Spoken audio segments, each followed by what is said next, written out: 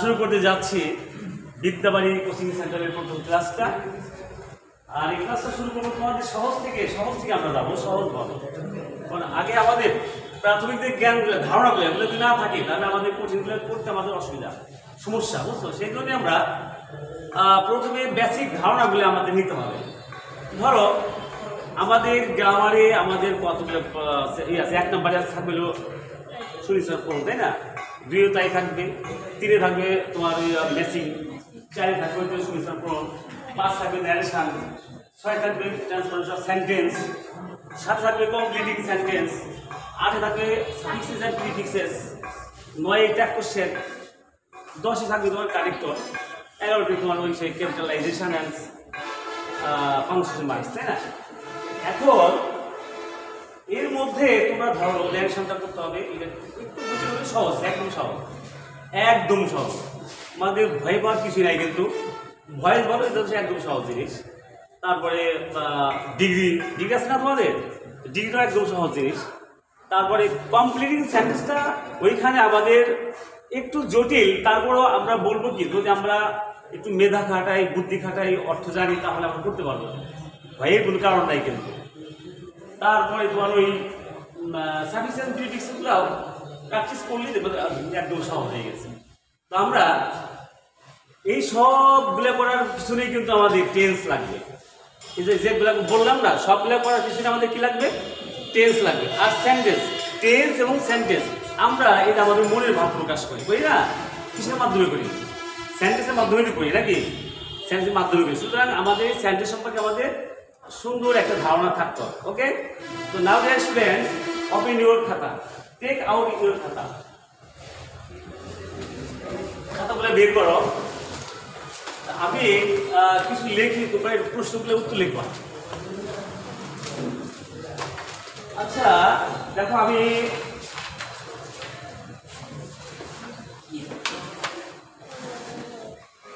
কি লিখলাম? Reading Hasan, comma, a book is প্রশ্ন বলছিল, তাই না? আমি কতগুলো ওয়ার্ড লিখেছি, এই ওয়ার্ডগুলো দিয়ে তোমার একটা বাক্য তৈরি করো। একটা সেন্টেন্স হলো, make a sentence using this words. হ্যাঁ, তুমি যা বুঝবা তাই তোমাকে বলতে হবে, আর কিছুই বলবো না। You have to make a sentence with these words. চেষ্টা করো, বললে হবে না, হয় না, কোনো বিষয় না, চেষ্টা করো। হ্যাঁ, আরেকটা কথা বলি, আমি পারবো না, স্যার কি বলবে, এই ধরনের বলছি তাহলে কিন্তু হবে না। না পারলে প্রশ্ন করলে কিন্তু জানতে পারবা, বুঝছো? তুমি ক্লাসে একটা গল্প করেছো কিনা, নাসিরুদ্দিনের একটা গল্প, যে ক্লাসে স্যার আসলেন, আসার পরে একটা প্রশ্ন করলেন, তোমরা কি এটা জানো? সেটা বললে আমরা কেউ জানি না, আমরা জানি। তাহলে বললো যে তাহলে আমার কিছু বলার দরকার নেই। পরের দিন আসলেন, জিজ্ঞেস করলেন, তোমরা কি এই সম্পর্কে কিছু জানো? তো বললেন যে আমরা কেউ জানি, কেউ জানি না। তারপর যারা তোমরা জানো না, তারা যারা জানে তাদেরকে শেখাও। পরবর্তীতে আসলেন যে তোমরা কি এই বিষয়ে কিছু জানো কিনা? সবাই বলে স্যার আমরা জানি না, আপনি আমাকে, আমরা তখন প্রশ্ন করা ধরলো, স্যার আপনি কোথেকে এসছেন ইত্যাদিতে। তখন বললেন যে যেহেতু প্রশ্ন করা শিখেছো, তোমরা প্রশ্ন করতেছো, তোমরা শেখা শুরু করলে। কারণ কোনো কিছু জানতে হলে, শিখতে হলে প্রশ্ন করতে হবে। আর প্রশ্ন করার জন্য ভয় পাইলে কিন্তু চলবে না। মানে প্রশ্ন তুমি ভাববা আমি কীভাবে প্রশ্ন করবো, স্যার কী বলবে, এটা না, কিন্তু সাহস করে প্রশ্ন করতে হবে। তুমি একটা প্রশ্ন করবা, দেখবা যে অন্য ছেলে মনে করবো, অন্য একজন মনে করবে আমার তো এই প্রশ্ন আমার মনে ছিল, ওই সে প্রশ্ন করেছে, তাই না? কাজে এই প্রশ্ন করতে হবে। হ্যাঁ, এটা দেখতে পাই, make a sentence with this ওয়ার্ডস।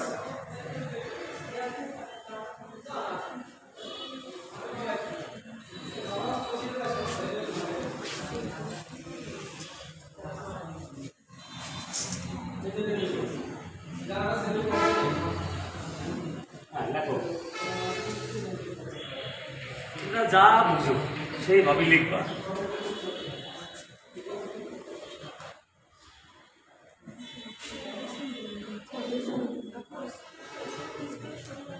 কাউকে জিজ্ঞেস করার কোনো দরকার নেই, তোমরা না পারলে দেখো, আর না পারলে কোনো সমস্যা নেই, কিন্তু কারো হেল্প নেওয়া যাবে না, না পারলে পারবা না, অসুবিধা নেই, আমাকে জিজ্ঞেস করবো। ওকে, আমি কি লিখবো না তোমার কি লিখেছি তো?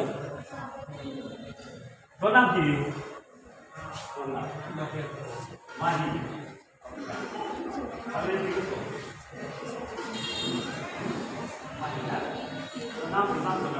নাম না জানলে তো হ্যাঁ কেমন হয় না ভাই অনেক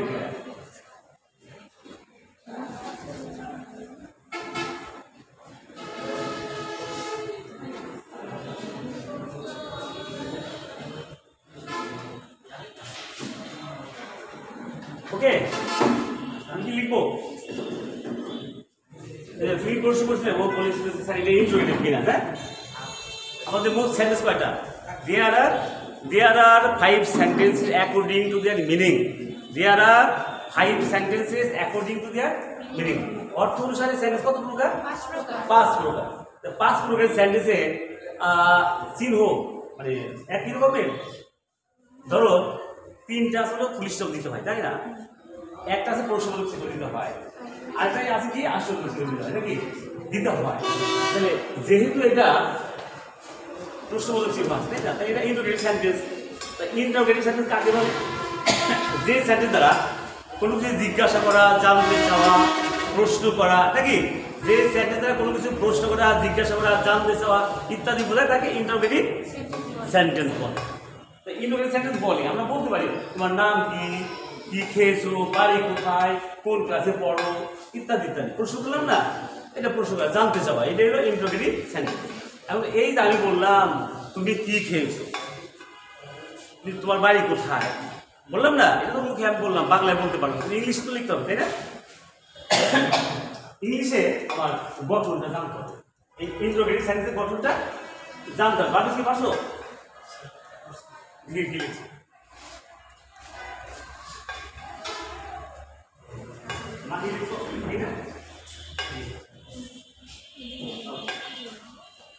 ধরো আমি ইন্টারোগেটিভ সেন্টেন্সের 2টা কি স্ট্রাকচার দেবো। এক, সাহায্যকারী ভার, সাহায্যকারী ভার। এই সাহায্যকারী কি কি? Am, is, are, was, were, ইত্যাদি না? Have, has, had, shall, will, may, might, can, could, will, would ইত্যাদি, তাই না? এগুলো সাহায্যকারী ভার। তারপরে সাবজেক্ট, প্রথমে কি দিলাম আমরা? সাহায্যকারী ভার। তারপরে কি দিলাম? সাবজেক্ট দিলাম। সাবজেক্টকে যে করা কি কর্তা ক্রিয়ার কার্য যে সম্পন্ন করে, যে ক্রিয়ার কার্য সম্পন্ন করে তাকে কি বলে? সাবজেক্ট বলে, কর্তা, তাই না? তো এই সবটা লিখে নাও। প্রথমে কি দিলাম? সাহায্যকারী ভার। তারপর কি লিখলাম? সাবজেক্ট। তারপর কি মূল ভার, প্রিন্সিপাল ভার লাগবে, প্রিন্সিপাল মূল ভার, মূল ভার লিখলাম। ওকে, এরপরে আমি লিখবো মূল ভার্বের কি দেবো আমরা? অবজেক্ট যদি থাকে, তাই না? তারপর সে কি দেবো আমরা? প্রশ্নবোধক একটা স্ট্রাকচার দেবো আমার ইন্টারোগেটিভ সেন্টেন্স। ওকে, প্রথমে সাহায্যকারী verb, that is am, is, are, was, were, have, have, had, shall, will, may, might, can, could, will, would ইত্যাদি। ওকে, তারপর দিলাম সাবজেক্ট। তারপর কি দেবো? মূল ভার্ব, অবজেক্ট, শেষে প্রশ্নবোধক। ওকে, আচ্ছা এখন তোমরা দেখো, মিলাও মিলাও সাহায্যকারী কোনটা দিলাম, তারপর কি দেবো আমরা? সাবজেক্টকে।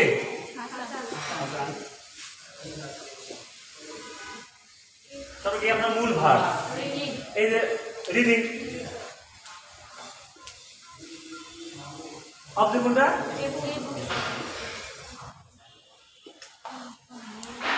শেষে সহজ জিনিস, একদম সহজ। তাহলে এই স্ট্রাকচারটা দরকার সমস্যা হচ্ছে, সমস্যা হচ্ছে আমাকে প্রশ্ন করবা, কিন্তু একটা প্রশ্ন মনে রাখবা যে চুপ থাকলে হবে না, কথা বলতে হবে। ইজিলি এক বন্ধু ভাবাপন্ন, ভয়ের কোনো কারণ নাই। ভয় যে ওরে বাপরে অমুক স্যার আসছে কত কিছু, এই ভাবনা যখনই মনে আসবে তো পড়াশোনাটায় অনেকটা ব্যর্থ হয়ে গেলো, অনেকটা কিছুটা। না স্যার তো আমার তো স্যার নাকি, আমরা যেমন খুশি আমরা প্রশ্ন করবো, বুঝলাম না প্রশ্ন করবো, তাই না? এই প্রশ্ন করবা, ওকে প্রশ্ন করবা না, পারবা না। আচ্ছা 2 নম্বর আমার স্ট্রাকচারটা দিই। আমরা ওটা কি বলি? WH word.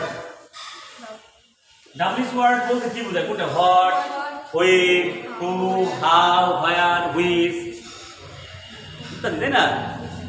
আমরা WH বলি কেন? সবার সাথে WH আছে, এর নামটাকে বলি WH ওয়ার্ড। আমরা প্রথমে WH ওয়ার্ড দেবো, তারপরে কি দেবো আমরা? তারপরে কিন্তু সাহায্যকারী ভার, তারপরে সাহায্যকারী ভার একই, তারপরে সাবজেক্ট, তারপরে মূল ভার, মূল ভার প্লাস এখানে WH ওয়ার্ড শুরু করলে অবজেক্টটা WH ওয়ার্ডের সাথেই থাকে। WH ওয়ার্ড শুরু করলে অবজেক্টটা WH ওয়ার্ডের সাথেই থাকে। ওকে, প্রশ্ন হলো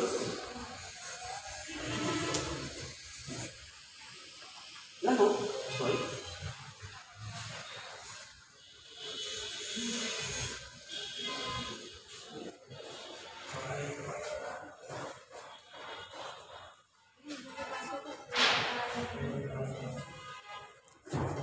সবাই স্ট্রাকচার লেখো, না কোথায় বুঝবো না বুঝবো আমাকে জিজ্ঞেস করো। ওকে,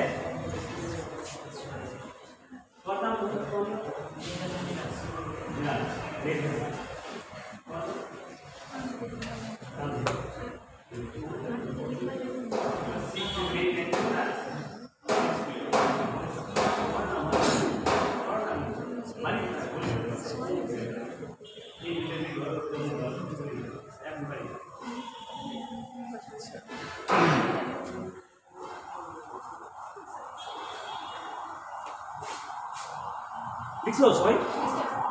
তাহলে আমরা এই দুইটা ইন্টিগ্রেটেড সেন্টেন্সের স্ট্রাকচার, এই স্ট্রাকচারের মধ্যে আবার মেইনলি এই প্রথম যে স্ট্রাকচারটা না, এইটা আমার ট্রান্সফরমেশন অফ সেন্টেন্স লাগবে, ট্রান্সফরমেশন অফ সেন্টেন্সে এটাই লাগবে প্রথমটা, দ্বিতীয়টা হয়তো লাগে না, কিন্তু আমার জানতে হবে স্ট্রাকচারটা আমার জানতে হবে, তাই না? যে প্রথমে আমার কি সাহায্যকারী ভার, তারপরে সাবজেক্ট, মূল ভার, অবজেক্ট, শেষের প্রশ্নবোধক চিহ্ন। দ্বিতীয়ত আমি কি লিখলাম? WH ওয়ার্ড, দেখি WH ওয়ার্ডের পরে কিন্তু পুরাটা একই, সাহায্যকারী ভার, সাবজেক্ট, মূল ভার। এই অবজেক্টটা নাই, কেন নাই? এই যখনই নাকি ইন্ট্রোগেটিভ সেন্টেন্সটা WH ওয়ার্ড দিয়ে শুরু হয় তখন অবজেক্টটা ওই WH ওয়ার্ডের সাথেই থাকে। যেমন আমি একটা উদাহরণ দিই, আমি কিছু লিখতে করবা 2 1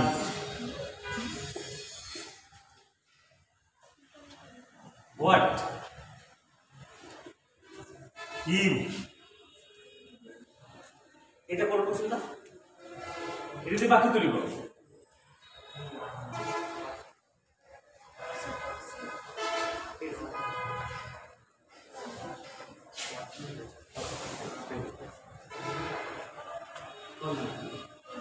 কি লিখছো? দেখো না হইল শুনে গেল, ভুল করলে শুদ্ধ হয় নাকি? ভুল করলে শুদ্ধ হয় না, ভুল করলে শুদ্ধ হয় বলবে।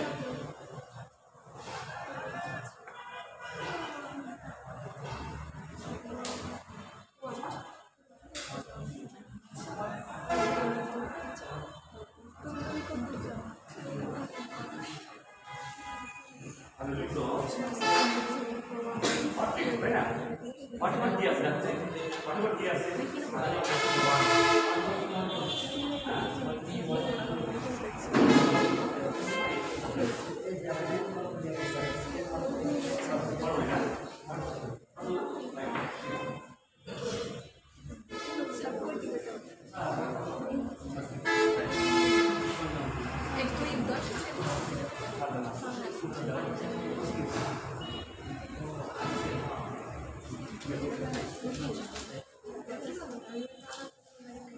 কি খুব কঠিন লাগতেছে?